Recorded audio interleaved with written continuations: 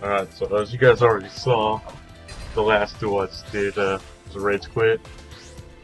And to be fair, I was going a little overboard on some of the destruction effects with those Lightsworns, so maybe it was justified to rage quit on that.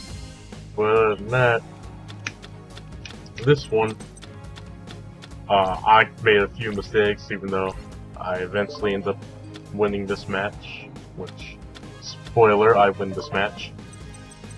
Because of course I wouldn't upload me losing, right? No one uploads themselves losing. But you know, same deck. I wasn't a big fan of the 16,000 life points, but ended up going that way. So the first thing I tried to do was get that to the graveyard and then mill as many cards as I could. And I never used the Druid, even though he's in this deck, just for the pure fact that he kind of screws me over in this deck a lot. I just have it for Shire and the Dragon Lightsworn, because he's a Lightsworn with a different name to give him more attack. If that wasn't the case, I probably wouldn't have him in the deck at all, and I might actually end up taking him out anyway. And so fortunately, you know, I already got a Dandelion in the graveyard, and I believe that is right there, breakthrough something, which I'm going to forget I have in the graveyard later on. I think this being the first match, I actually come close to decking myself out against him, but I think he let me off the hook, because I don't remember if I beat him on that next turn or the turn afterwards, but I only have one card in my graveyard, which you'll see, but he uses Regeki on the wrong monster. Or at least for the wrong monster. I don't know why he activated that card so early, because he could have waited for me to use, you know, this effect and destroy it and then just chain it, so it would have, you know, just been wasted for me. He might have saved his magic cylinder, but I guess he activated it because he wanted to draw that card. I normally wait until my turn starts to draw the extra card and make it look like it's still a trap on the field. Well, already I'm synchro summoning the Lightsworn synchro Michael, just because, well, I didn't really trust his face stand. You know, like, we have 16,000 life points, so I have the life points to spare. Kind of benefited me, I guess, having this many life points, because if I used Judge Dragon or Michael's effect, I could just keep using it. And with an Yugioh piece too, I think it was better that I banished it, because I assume he was trying to throw him on the graveyard for either I forgot which one he's called, not Dueliest, but the contract with the Dark Master, I believe that's the card you have to use for him. But if it's banished, he can't do anything, or he was trying to use a Dark Factory of Mass Production to bring him back to his hand, well, throw them all in there, something like that. So, pretty sure I screwed over his plan right there immediately. And he was only using 6 cards in his extra deck. I don't know if that was intentional or, you know, just one of those players who don't know 100% how to build an extra deck. Which, I mean, I don't really blame him, because sometimes when I make a theme the deck, I only throw in, you know, cards for that deck. I don't throw in the extras just because I'm trying to have fun. But I mean, this is my competitive Lightsworn deck, so yeah, it's got a full extra deck. Which, I was really just testing out my competitive Lightsworns in player. I will go to ranked, but I know the moment I go to ranked, it's going to be the same, you know, 5 decks over and over, Gishkis, Cleat ports, whatever those are, you know, things like that. And just want to make sure I built this right, which I realized during the second part of this match that there's a card I need to take out still. I mean, he can be useful, but I need light to be banished, and I haven't banished the card yet. I forgot to turn off notifications, by the way, when I was recording. And I did save the clips of that. I might just record and do a Let's Play of that game too, because that game was fun. Unfortunately for the flashback recording, I was able to save that because I was not recording at the time of that gameplay. But I still saved it. So yep, and no, didn't beat him this turn. I do remember. I don't remember if it was. Yeah, it was this where I'm about to drop down to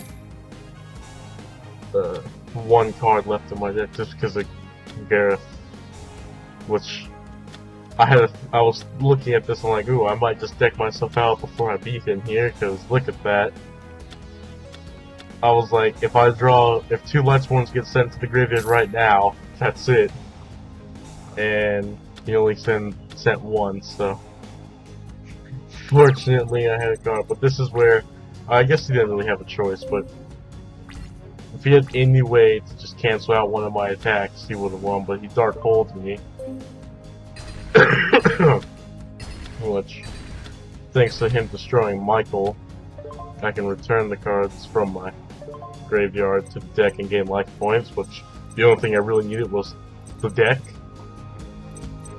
Otherwise I would have decked myself out next turn.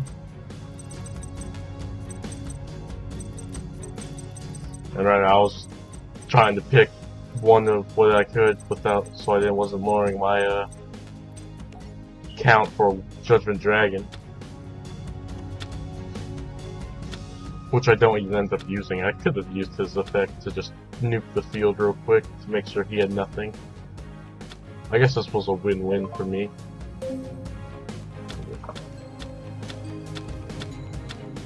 And you know, I love the fact that a field spell and then a continuous spell for the Lightsworns, yet I rarely get to use them because they're always milled to the grave. So it's just, they're great when you have them, but you don't need them, which is one of the reasons I like Lightsworns. Even though I know everyone's gonna complain, Lightsworns are overpowered, why are you using that crap? Well, yeah, they're overpowered, but there's worse decks out there. You know, what you can't complain about is me using Lightsworns in player matches. I will let you complain about that one. You can have that.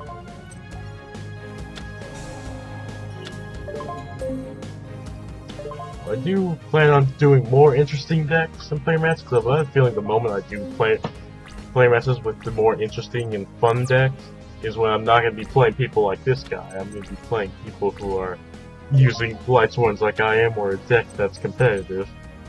So, because like the last duel, I didn't show it, but he brought out Amulet Dragon, which, you know, I haven't seen anyone else do before. So he brought it. And I was kind of sad that I was using this deck against him, because I actually wanted to play him with like a better deck. Like Gravekeepers. I would have totally loved to use my Gravekeepers against that Amulet Dragon. It was interesting. Yeah. Anyway, yeah, the level 5 or it's a level 6 in my hand. I can special summon him from my hand if I have 3 or more banished light monsters. He does have 3,000 defense, which I love. You know, it's a great card to sacrifice and set for, especially with one of those dandelion tokens, but realizing he might slows down the deck a little too much. And so, once again, sitting Ryko. And ridiculous. You know, I normally would have felt bad, but one thing I hate the most about this game now is everyone uses like the same limited cards online. You're gonna see 2 Dark Holes in every person's deck, you're gonna see a Regeki in every person's deck, you're gonna see just about any card that you can only have one of, you're just gonna start seeing everyone's deck just because that's how it works, and that's why I sort of don't like playing ranked matches, because you see them even more often than that. Because I understand, you know, competitive, they're great cards to use, but I mean, I know they're brought back because of the new decks that are extremely overpowered now, but when you're using decks like these, you know, Regeki's still the top dog. you know, this deck, it can recover from Regeki, which, especially with Lumina there, but it won't recover as well as some of these decks now where they can just keep coming back, especially Pendulum decks, which Pendulum summon every monster you just lost. Although, Pendulums are unique, the more I look at them, the more I like them now. Even though I do see that you could basically have an infinite defense with Pendulums if you could keep Pendulum summoning each turn and all your monsters back. You know, it just upsets me that it feels like now that you know, outplaying your opponent, now that Pendulums are in, you can outplay them and destroy every card in their field, and they'll just bring them all back and possibly make a counter attack. Yeah, I sort of don't like that, because then it's like your strategy was good, but it doesn't last because of this new game mechanic. And this one part where I almost messed up, I realized I was about to get my main phase too, and I realized, wait a second, I just negate his Marshmallow on that can't be destroyed by battle's effect. But that's where I messed up, because I've already thrown Breakthrough Skill in the graveyard, so I can use it again on my next turn to counter something. But for some reason that wasn't crossing my mind. So as I continue this duel, he's going to fuse the first of the dragons out on me, and I'm gonna be like, well, crap! I can't destroy my battle, nor can I it's not affect my monster effects. So I don't think I have a spell or trap in this deck to destroy something. So right here, he polymerizes it. Yeah, at first I was like wondering what he was gonna polymerize, and then when I saw that first piece of Yugioh, I was like, wait a second.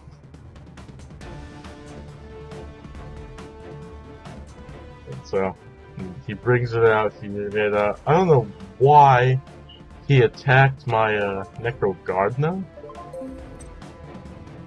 Yeah, that's another part where I messed up. I realized that Vanishing Light, I had to use to his polymerization, not to his not to the actual monster summon, so I missed that chance. So, you know, he attacks Necro Gardener here, which I don't understand, because I had 2 tuners on the field that were probably better to get rid of. And Necro Gardener is better off in the graveyard, and he probably would have been better off attacking Lumina just because I could keep special summoning with Lumina. But, you know, either he just wasn't thinking about it, so he's never faced Lightsworns. Any of those could be possible. And so Soul Charge was a great card to draw because of this abundance of life points we have. But then I realized I should have checked my graveyard because there really wasn't anything else. But I went ahead and brought out Raikou back because I kept checking my field to see what my tuner levels were. And realized, you know, first the dragons don't affect my monster effects, so even Michael wouldn't have helped me here, and Michael would be weaker. So I took the gamble of stopping my milling effects to bring out the Colossal Fighter. I was thinking about Yugioh Guardian, but Yugioh couldn't destroy him by battle, and I just figured, you know, Colossal Fighter will be stronger, and I'll just, you know, just keep attacking every chance I get. He can't destroy it. Well, he can destroy it by battle, but I'll just bring it back. The only thing I had to worry about was another dark hole. So, then my battle phase, and I attack. Nothing he can do. So, you know, at this point I was like thinking, gee, like, we have so many life points, this is going to take forever to get through. And so, yeah. And my turn. So I was happy that I had a Soul Charge to keep in my hand, just in case another Dark Hole or Regeki showed up, which I think he already Regeki me this duel, so Regeki wouldn't come back unless he had Link. I don't know why he fissured that. He could have attacked that with his monster and then fissured my Colossal Fighter. So I guess that was just another mistake on his part. As in this, he puts his monster in defense. and then uses block attack on me for some reason, because I could just change that back to attack. He could have also put that in defense and attacked me. I would have just brought it back, but I don't know. Maybe he could have done something else. I don't know his hand, but then I eventually draw it. I'm happy about that. I go ahead and use my little trap right here. And I could have just used Soul Charge, but I wanted to attack this turn because I planned on bringing out Yugioh, the Lightsworn Dragon. I think it's Yugioh. And so I actually throw away Soul Charge here for it to bring back just something tribute father. And I don't know why I took a while to make this decision, but I was like, wait a second, I'm just tributing it anyway. It doesn't matter who I bring back. So. Because I can finally do piercing damage, and since I've already thrown a good amount of cards to my grave, I figured I could actually win the duel this way. And I thought about sacrificing Lumina just because she's weak and she probably would have just been attacking Destroyer, but I figured he'll destroy one of the other two first if he gets the chance. So I'll just leave her to special summon something else out. And even if he did something stronger than them, I did have Vanishing Light still, and I would have gone for the Lumina for it. Until Dandelion showed up and threw these two on the field and another Necrogardna. So I was pretty set this duel once that happened. Everything was turning out good for me. Especially with that, sending all these cards, making my dragon even stronger. I was like, I got this in the bag, but then this is also where I'm forgetting that I already have breakthrough skill in my graveyard, and I could be negating his not destroyable battle or affected by monster effects right now. I could have negated that. I could have negated it here still. And so, I was like, well, he got a back row card. This won't really affect anything else, but I'll go ahead and tribute Lumina. This was probably a dumb move on my part to get rid of it, but I also didn't want to mill cards if this was gonna go so long. So use her effect and I just destroy the back row card. I don't even bother targeting because I know it wouldn't work. So, and it was a Mirror Force, which thank goodness I destroyed that. Otherwise, that would have hurt. And see, even right there, Breakthrough Skill showed up.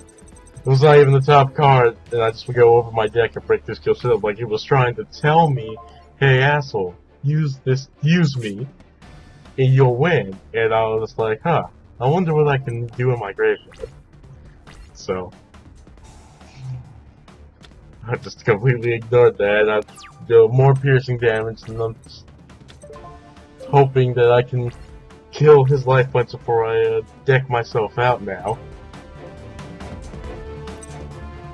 Yeah, I wonder if he knew that I had those cards in my graveyard, and he was like thinking, why is he not using that effect?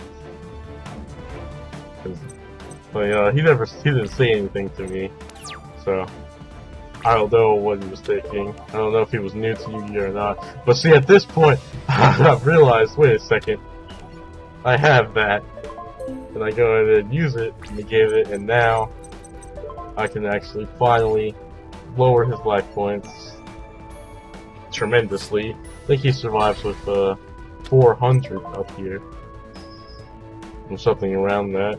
And let's be honest, Colossal Fighter is a great card to have in Lightsworns because there's plenty of warriors and there's plenty of throwing warriors to the graveyard. Okay, he survives at 500. The only downside of the Colossal Fighter is no milling effect, so try to keep a milling card out still. But he's pretty easy to synchro. Him and Michael are pretty quick to synchro just because there's plenty of 4s and 3s. Oh yes, and his last ditch effort at a comeback. I don't even know if that Montage Dragon would have been strong enough to overcome my dragon, but I wasn't taking the chance. I went ahead and destroyed it, and that's all the cards on his field. He controls nothing in the hand, and that was it. I actually thought he was gonna rage quit here, because a lot of people do when something like that happens.